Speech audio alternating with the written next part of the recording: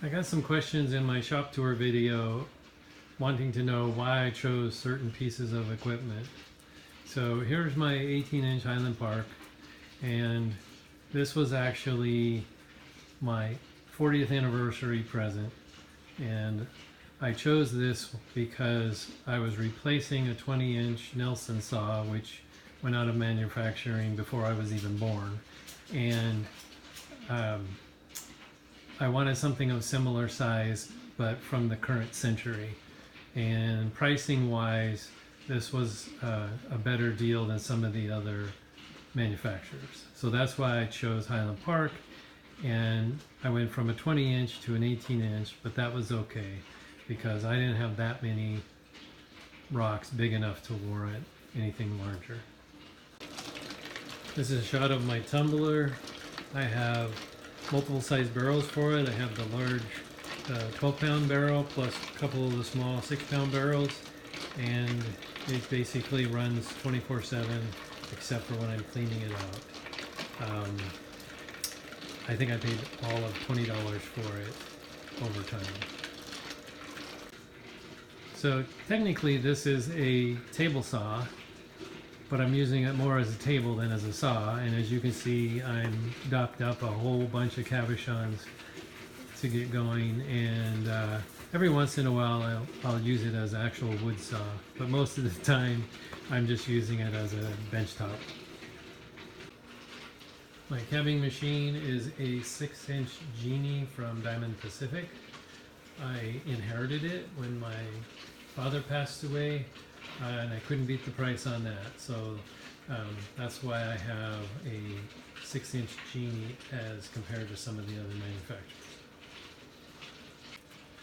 As you've seen in a number of videos, I have a Richardson's high-speed sander. I think it's wonderful. I use it probably weekly. Certainly can't say daily. I'm not out here that often, but I enjoy it, and I polished thousands upon thousands of rocks with it. This is my 12-inch lower tone rock saw. I've had it for probably going on 40 years now. It's made for a bench top, but I found these great little table stands that you can buy on the internet. Thank you very much. And it works perfectly for this because the height is just right, and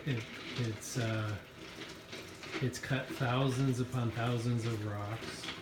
I've done multiple repairs to it. Most recently I replaced the vise assembly, and it's still running. It's very close to needing a new blade, which I've already purchased a new one for it, and I will be swapping that out soon.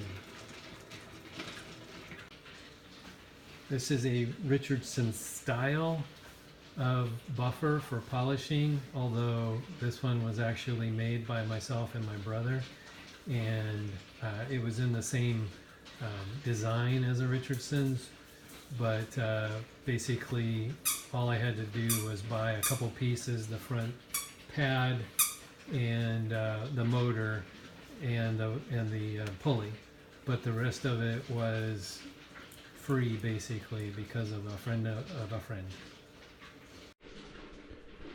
This is my little 10-inch trim saw. It was given to me by some friends, and I've rebuilt the shaft on it a couple of times. Got a couple of slabs waiting to go into it. I just haven't gotten around to it yet.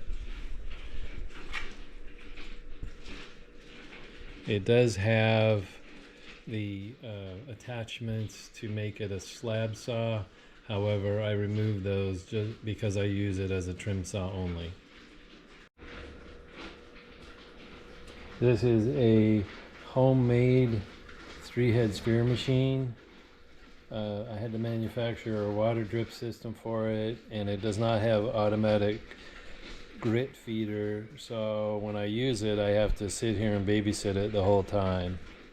I have done some spheres, and I've got a whole bunch of spheres in process, but I've only finished maybe 4 or 5.